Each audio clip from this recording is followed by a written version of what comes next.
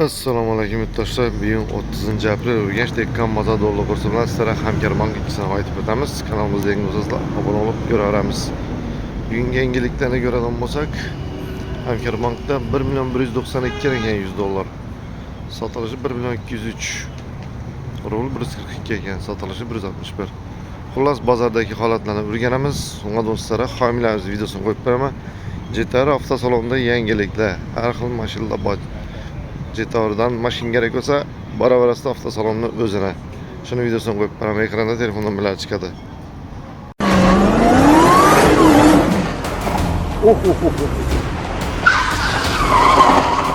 Voy, bu ina.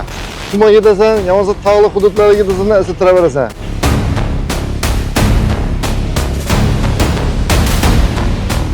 Bu qaysisi bu? Bu D41 toza kirgan uchun. 3 turbinali varianti.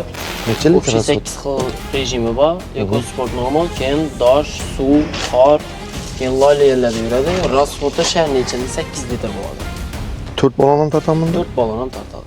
Gemida o'tirgan gidarasan ekan bundan. Chigin ekanman, haqiqatan ham. Oyoqning sozonda qara.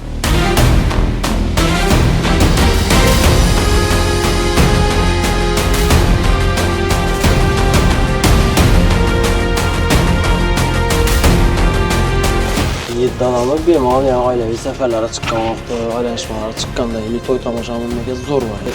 253 million edi. Hozirgi kunda JTR Xorazmda 238 million chiqdi. Oho.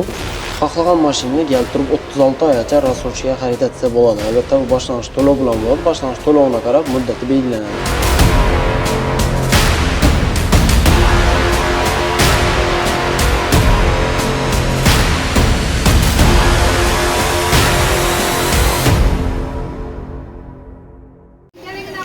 Bozora keladigan bo'lsak, bozor 100 dollarni 1.190 dan 1.195 dan olib turibdilar bugun. Rubl yesak, rubl 150 dan 155 ming so'm bo'lib turibdi, 1000 rublimiz. Rubl pasaydi yana. Kommentariyada Telegram kanalimizni qoldiramiz. Shuna girib obuna bo'lsanizlar, o'zgarganda sirasi tashiymiz. Akşam o'zgaram ekan deb kutdik, yo'q, o'zgarmadi lekin oz-ozanda o'zgarish bo'ldi. Yana ham o'zgarish bo'ladi deb turibdilar.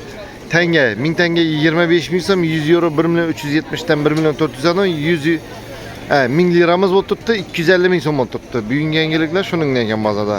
Bizni kuzatishda davom etinglar, yangiliklarimiz bor bo'lsa sog' bo'linglar.